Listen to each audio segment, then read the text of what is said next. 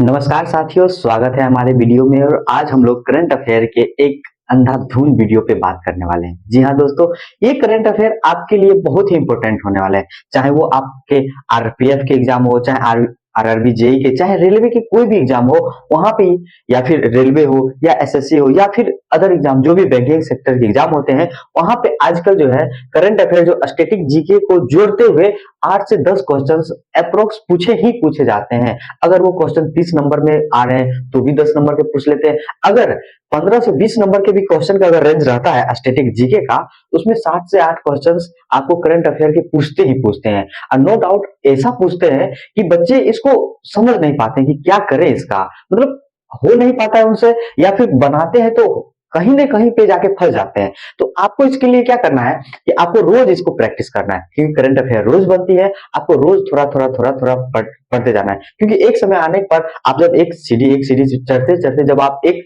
अच्छे जगह पे, मतलब एक अच्छे मंजिल पे आप पहुंच सकते हैं। तो इसी प्रकार करंट अफेयर एक ऐसा ही चीज है जो आप उसको रिलेट करते करते पढ़ते आइएगा तो आपको करंट अफेयर ज्यादा हार्ड नहीं लगेगा। ठीक है, तो इस हिसाब से आप पढ़ते जाइएगा। अगर आप को 8 से 10 नंबर का क्वेश्चन पूछ रहा है तो आप नो डाउट 6 से 7 या अप्रोक्स 8 तक आप क्वेश्चन उसको डील कर सकते हैं। बस आपको अपना माइंडसेट यूज करना है और समझना है। तो उसी से आधार पे मैंने क्या किया है कि क्वेश्चन को बताने कोशिश, मतलब क्वेश्चन है मेरे पास लिखा हुआ, ठीक है, उसका आंसर भी, लेकिन मैं क्या करूंगा ना कि सिर्फ क्वेश्चन आपको बताऊंगा और उससे जो की पॉइंट होगा यहाँ पे लिखूंगा और आपको वो समझना है बस।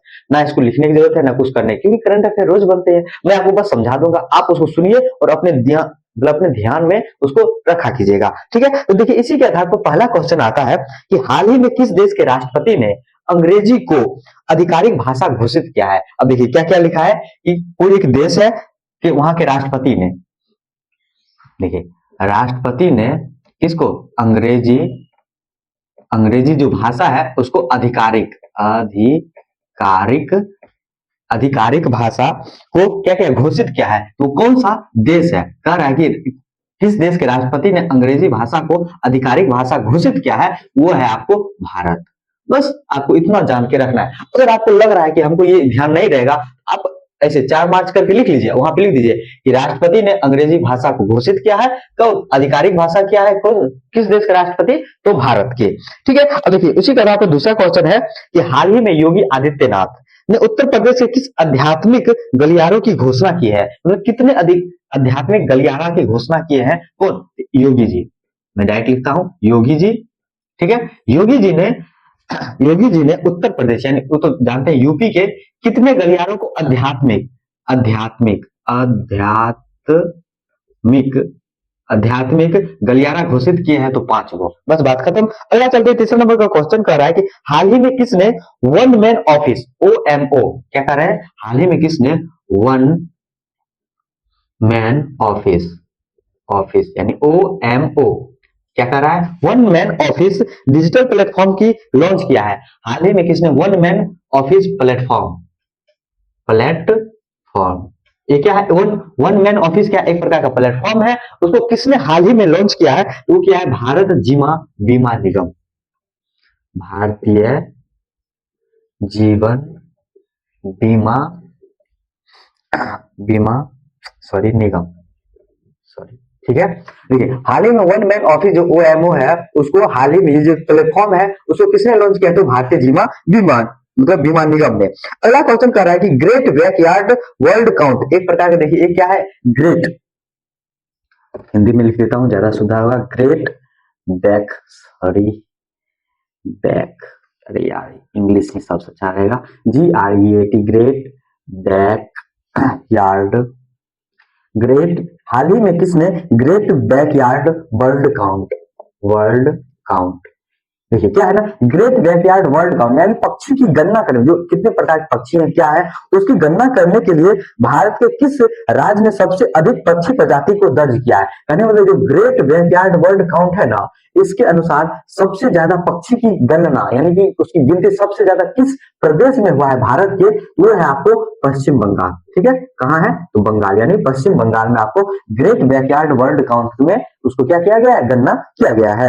अगला क्वेश्चन देखिए, हाल ही में किसका नया टेलीस्कोप सबसे रंगीन ब्रह्मांडीय मानचित्र का अनावरण किया है, यानी रंगीन ब्रह्मांड ब्रह्मांडीय, रंगीन ब्रह्मांडीय का तस्वीर, यानी कि रंगीन ब्रह्मांडीय तस्वीर यानी पिक्चर, जो है उसको यानी कि लॉन्च किया है, तो वो करेगा नासा। ठीक है, इसने हाल ही में ये करने की घोषणा की है। अगला क्वेश्चन कह रहा है कि किस तारीख को विश्व समुद्री घास दिवस मनाते हैं? विश्व समुद्री घास दिवस, विश्व समुद्री घास दिवस कब मनाते हैं हम लोग? 1 मार्च को। ठीक है, 1 मार्च को हम लोग विश्व समुद्री घास दिवस मनाते हैं। इसमें नॉर्मल क्वेश्चन बस आपको सुनते जाना है, और आपको लग रहा है तो बस एक छोटा सा पेज में क्या करना है, लिख लेना है, अभी इसी वक्त लिखना है, और आपको उसको भर दिन अपने साथ में लेते हुए टहलते जाना है। जब देखना है आपको खोल लेना है और देखना है, अच्छा विश्व समुद्री घास दिवस 1 मार्च।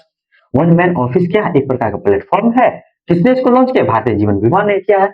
ग्रेट बैकयार्ड बर्ड काउंट क्या है? एक प्रकार का पक्षी की गणना करने वाली चीज है, और इसको कहां में? तो बंगाल में हम लोग उसको इनिशिएट करते हैं, मतलब बंगाल ने इसको सबसे ज्यादा पक्षी को दर्ज किया। बस हो गया, आपको इस प्रकार से अपने आप को ध्यान रखना है। अब कह रहा है राष्ट्रीय स्वास्थ्य मिशन के तहत लक्ष्य 2023 से पूर्व भारत किस यानी टीबी से मुक्त कब तक हो जाएगा? यानी कह रहा है कि भारत जो है वो टीबी से मुक्त कब तक, यानी कह रहा है कि 2030 तक तो हम पूरे स्वास्थ्य के क्षेत्र में अत्यधिक मतलब आगे बढ़ जाएंगे, लेकिन उससे पहले कह रहा है कि टीबी से हम लोग मुक्त कब हो जाएंगे? इसी वर्ष 2025 में, ऐसा उनकी मानना है।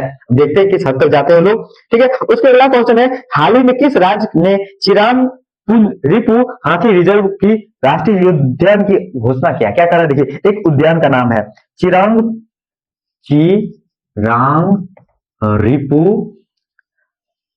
हाथी रिजर्व, ये आपको ध्यान रखना है, चिरांग रिपु हाथी रिजर्व। ये सबसे पहले क्या है, एक इसको यानी कि राष्ट्रीय रिजर्व या राष्ट्रीय उद्यान के रूप में किस राज्य ने इसको क्या किया है, यानी कि घोषणा किया है? तो ये हो गया आपको असम। ठीक है, अब आपको क्या है, इन फ्यूचर में भी आपको ये काम आएगा। क्वेश्चन डायरेक्ट पूछ सकता है कि चिरांग रिपु हाथी रिजर्व जो है वो किस राज्य में है? तो असम में। ठीक है, उसको हाल ही में क्या बनाया गया? तो राष्ट्रीय उद्यान के रूप में घोषणा किया गया है। ठीक है, देखिए आपको बता दिए चिरांग की जो रिपु जो हाथी है वो असम में है। अब आगे चलते हैं, हाल ही में किसने ओसेलोट नामक पहली क्वांटम कंप्यूटिंग चिप का अनावरण किया? देखिए सबसे पहले क्या है, ओसेलोट। देखिए पहले नाम इसको पकड़िए, ये क्या है? ओसेलोट। आपको बस करंट अफेयर कैसे डील करना है उसके बाद देखिए ओसेलोट। उसके बाद ये क्या है? तो ये पहला कंप्यूटिंग यानी कि क्वांटम, पहला यानी कि फर्स्ट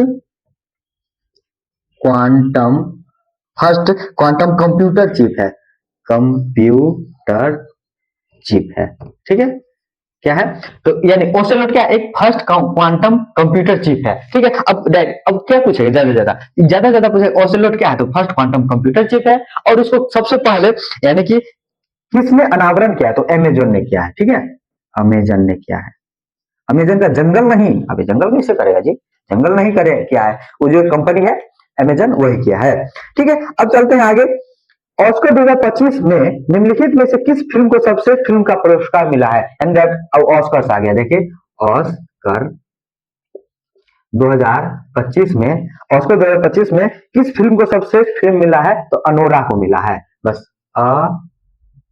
सब इंग्लिश में लिखिएगा मास्टर, अनोरा को मिला है। ठीक है, अब चलते हैं अगला क्वेश्चन।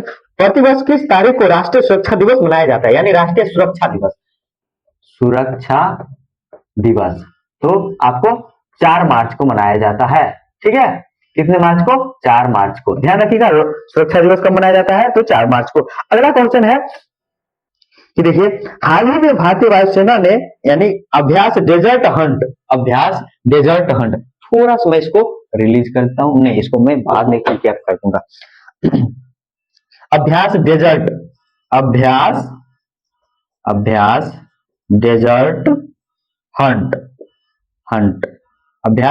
हंट जो है, अभ्यास डेजर्ट हंट वो हाल ही में कहां में किया है? तो जोधपुर में किया है। किसने किया है? तो भारतीय वायुसेना। अभ्यास डेजर्ट हंट हाल ही में किसने किया? तो जोधपुर ने किया है।